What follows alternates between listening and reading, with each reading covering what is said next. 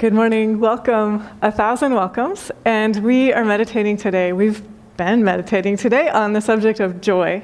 So we're just naming it right now. You might have noticed the energy of joy all along.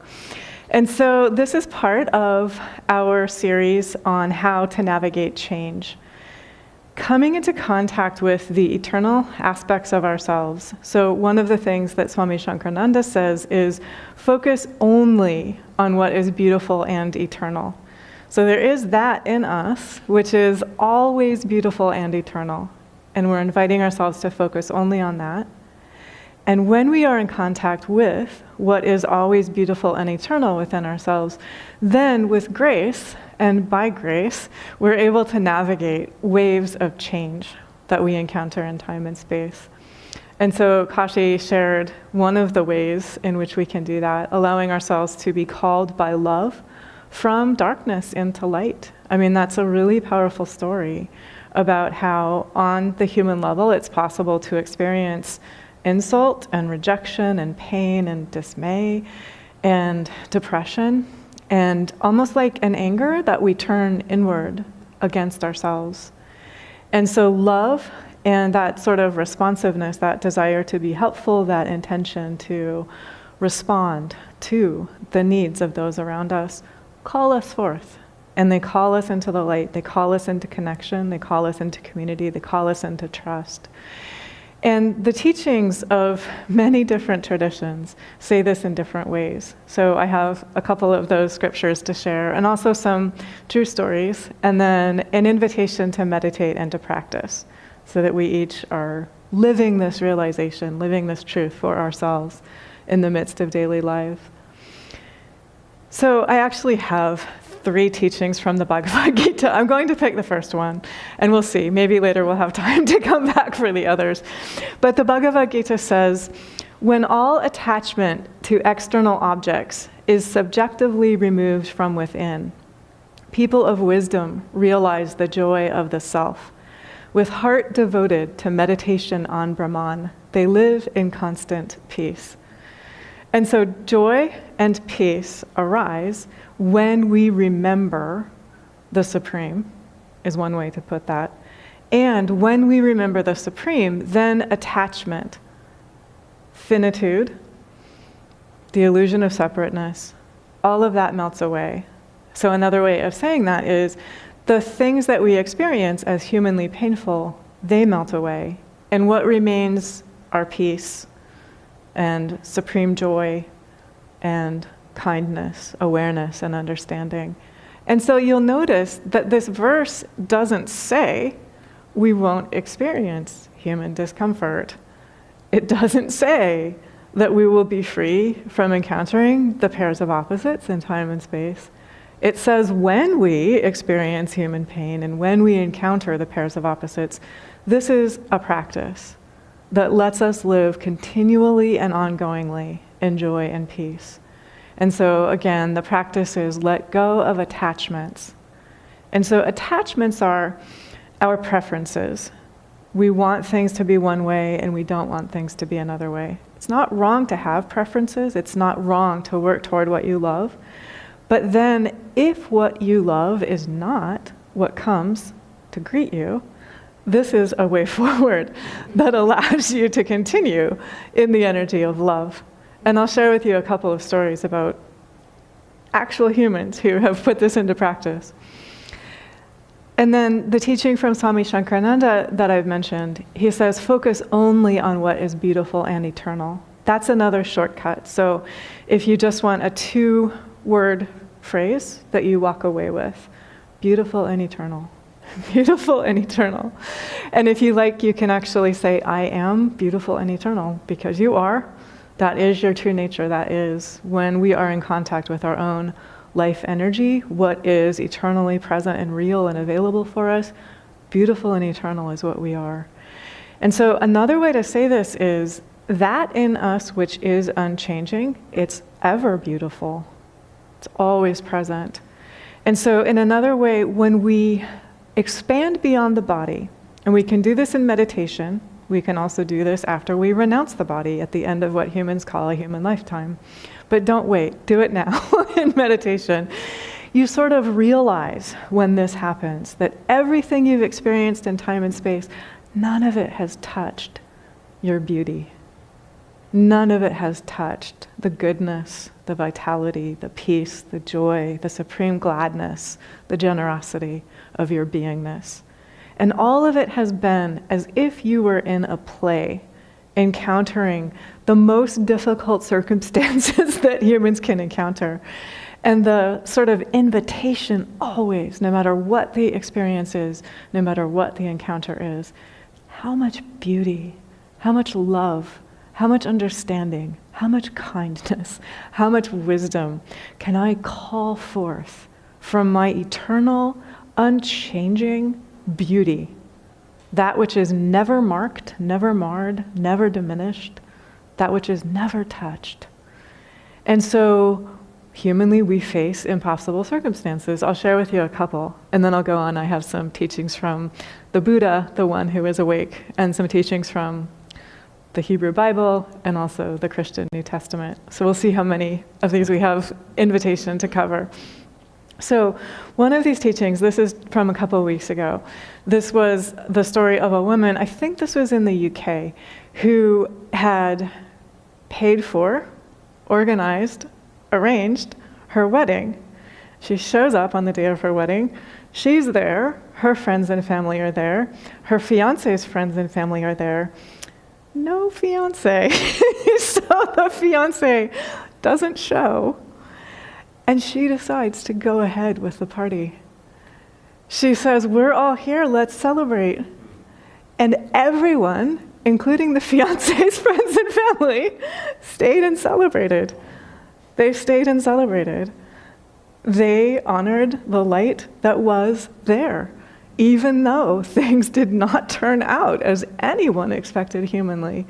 And so, on the one hand, clearly pain has to have been involved for that woman and for many others who were there in that time and place. And on the other hand, how much grace and how much courage to stay and to celebrate and to honor the light and the connection and the caring and the community that is there.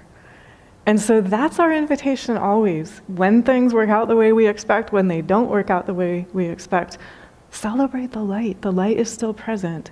It might be taking a different configuration than you had hoped or anticipated, but it is possible to respond with that incredible courage and strength and grace. And grace is simply love and wisdom. Grace is simply that beauty in you, that eternity in you, that which is never touched or changed or diminished. And so that's one example of a human who responds in an amazing, beautiful way to something that no one would choose humanly.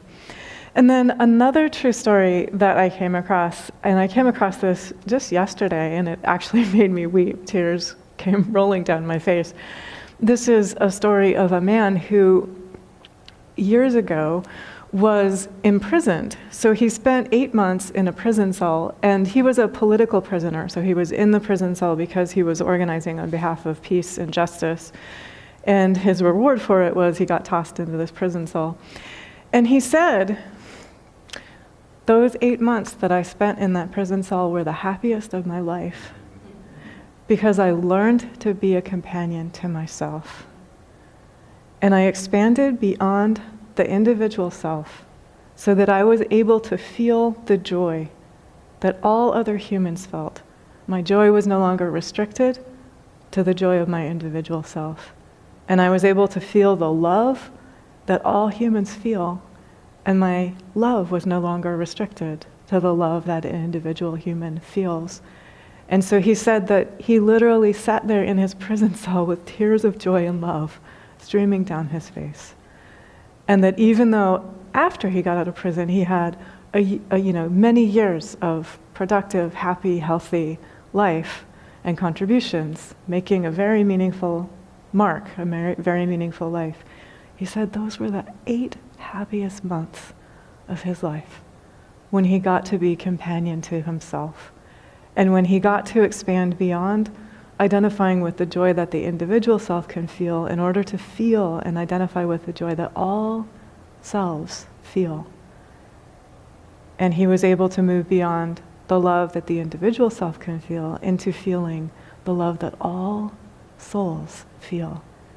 And it was from that connectedness that everything he did next arose. And so for each of us, that is, if we ever feel confined, our invitation is, how may I be a companion to myself? How may I move beyond identifying with the joy of the individual self to identifying with the joy that sings in all hearts? How may I move beyond the joy and the love that my personal self feels to identifying with the joy and love that is present everywhere, always? In a moment, I will share a meditation that helps us connect with and feel that. But I also want to say that that man who said that the 8 months in the prison cell were the happiest of his life because he became a companion to himself, in his own words, he was articulating a teaching shared by the Buddha. And so the way that the one who is awake says it is this: only the self shelters the self. What shelter could there be outside the self? With oneself thoroughly tamed, one gains a shelter rare. So another way to put that is we're being invited to make peace with ourselves.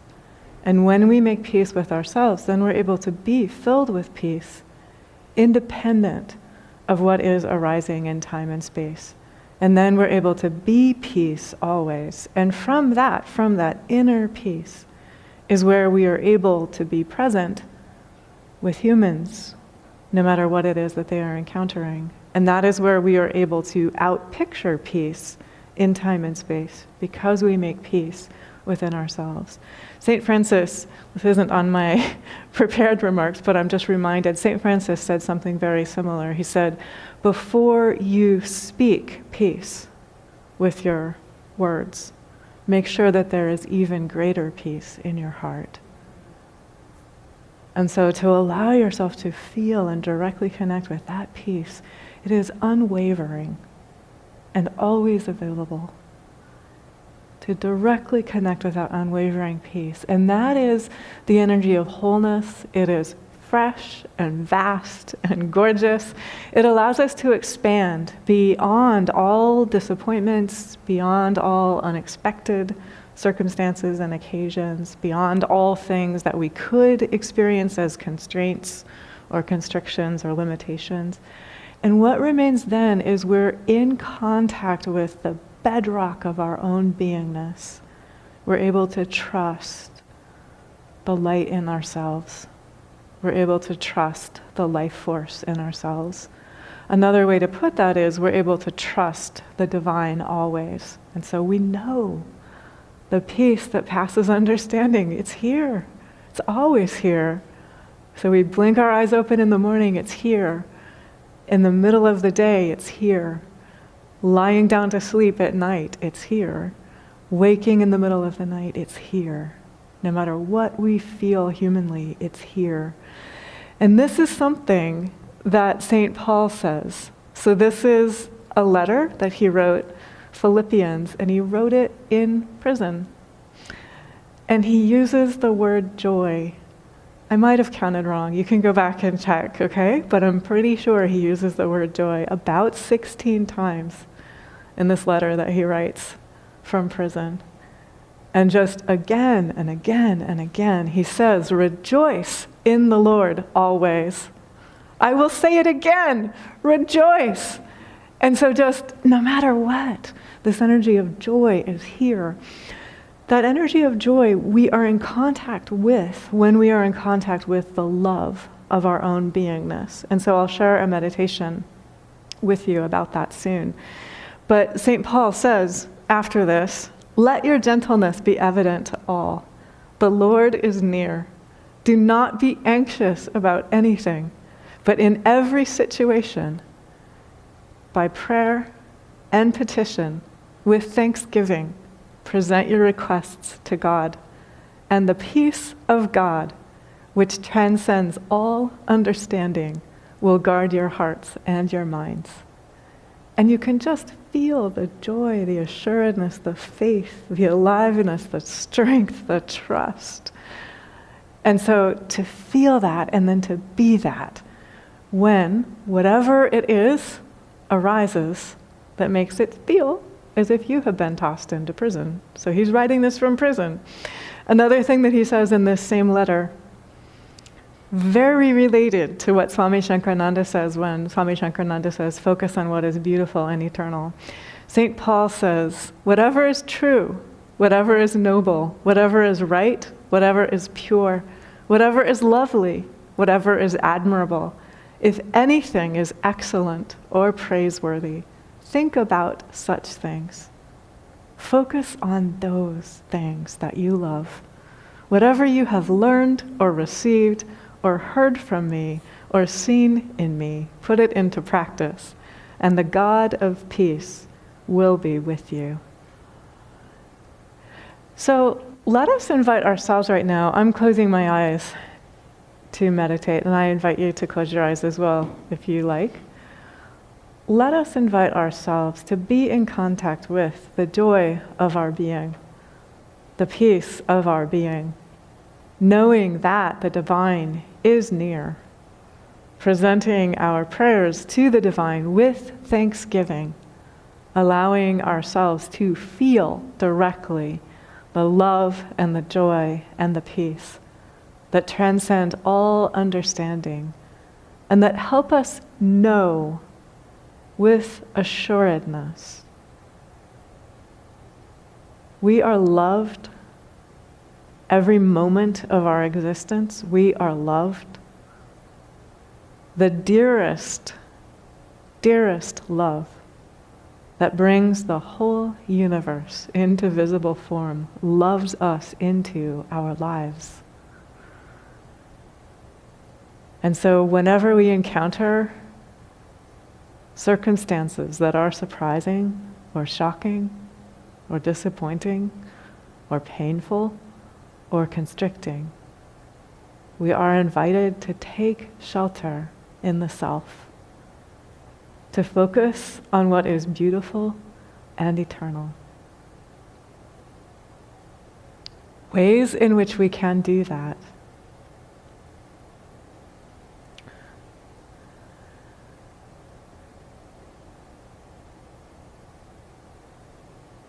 I open my heart.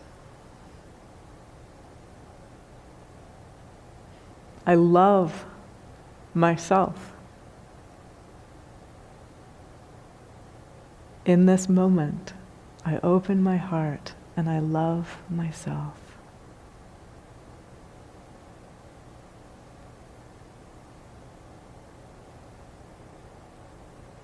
With your heart wide open, if you like to connect with a teacher of light, you could choose Swami Shankarananda.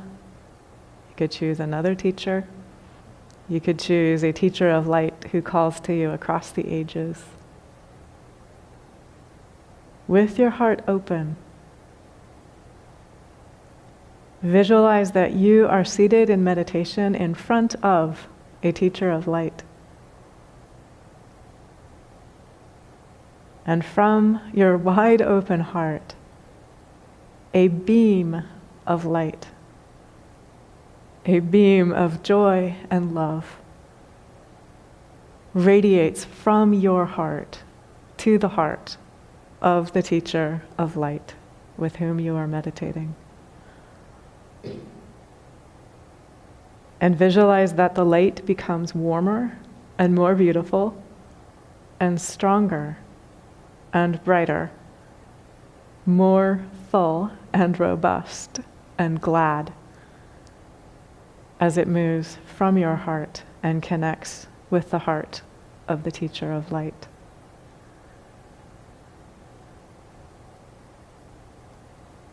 And now visualize that from the heart of the teacher of light, radiant love pours forth. A beam of radiant love pours from the heart of the teacher of light to your own heart.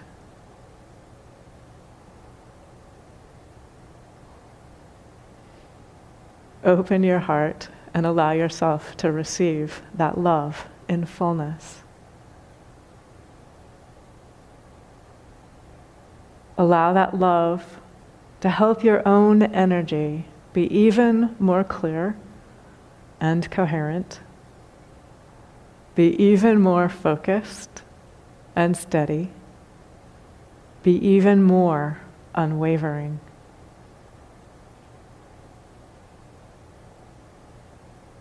Know that the love of your being and the love that pours through the teacher of light blesses every cell of your body. And just see if you can allow every cell of your body to notice how it feels to be blessed by pure light, by supreme love. Notice that there is a feeling of ease, a feeling of effortless relaxation and relief.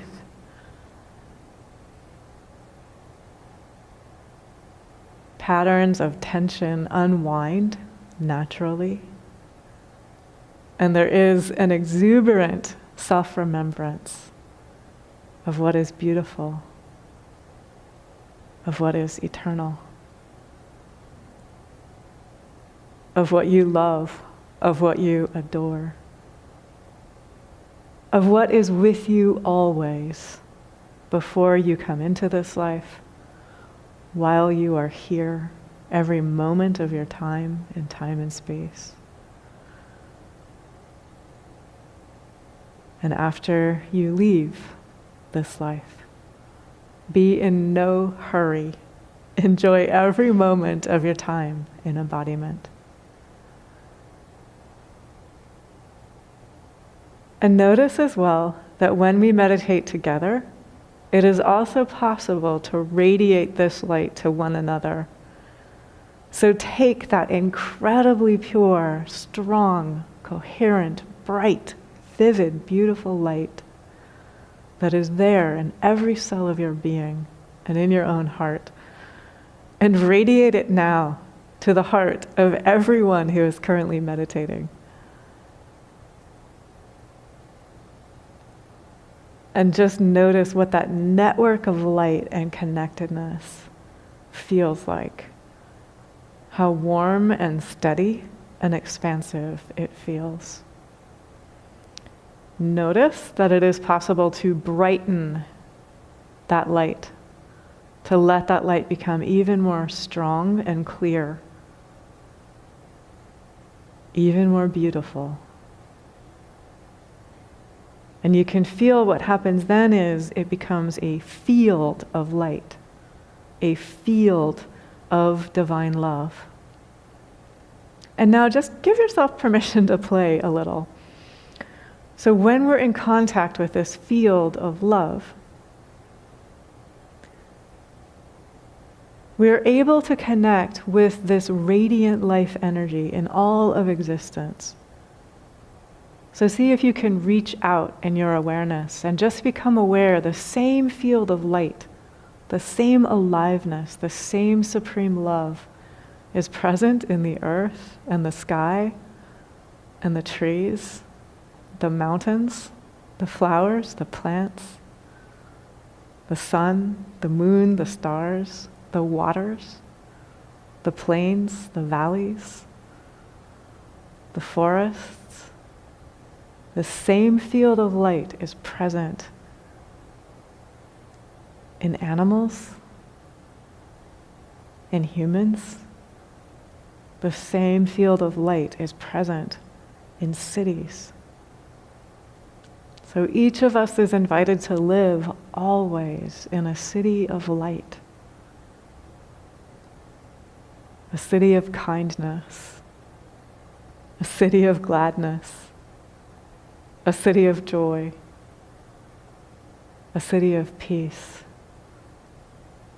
a city of quiet.